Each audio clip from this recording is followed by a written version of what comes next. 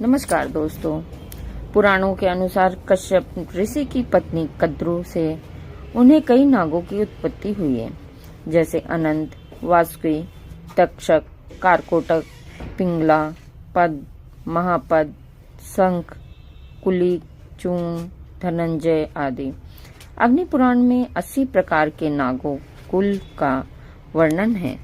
कहते हैं कि कालिया नाग भी कद्रू का पुत्र और वह पनंग जाति का नागराज था।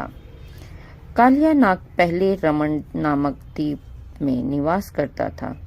कहते हैं कि पंछीराज गरुड़ से जब अब उसकी शत्रुता बढ़ गई तो वह अपनी पत्नी सहित यमुना नदी के कुंड में आकर रहने लगा था। कालिया जानता था कि यही स्थान सुरक्षित है और यहाँ गरुड़ भगवान नहीं आ सकते हैं, क्योंकि यहीं पर गरुड़ ने तपस्वी सौबरी के मना करने पर भी कुंड से मछलियों को बलपूर्वक पकड़कर खा लिया था। इससे क्रोधित होकर महर्षि सौबरी ने गरुड़ को श्राप दे दिया था कि अब यदि तुमने यहाँ आकर फिर कभी मछलियों को खाया तो उसी क्षण मृत्यु को प्राप्त हो जाओगे। यही कारण था कि कालिया नाग यहीं छुपकर रहता था। उसके विष के कारण यमुना का जल एक स्थान से जहरीला हो चला था, जिसके चलते गोकुलवासी उस पानी का उपयोग नहीं कर सकते थे। कालिया देह या कुंड के स्थान पर जो भी जाता था, कालिया नाग उसे खा जाता था, इसलिए उसे कालिया दाह कहने लगे थे।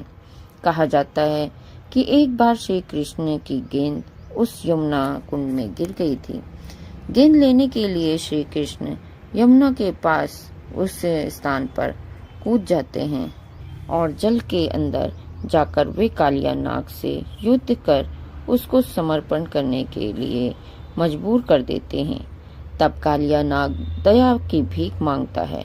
तब भगवान कहते हैं कि तुम वहीं जाओ जहां तुम पहले रहते थे।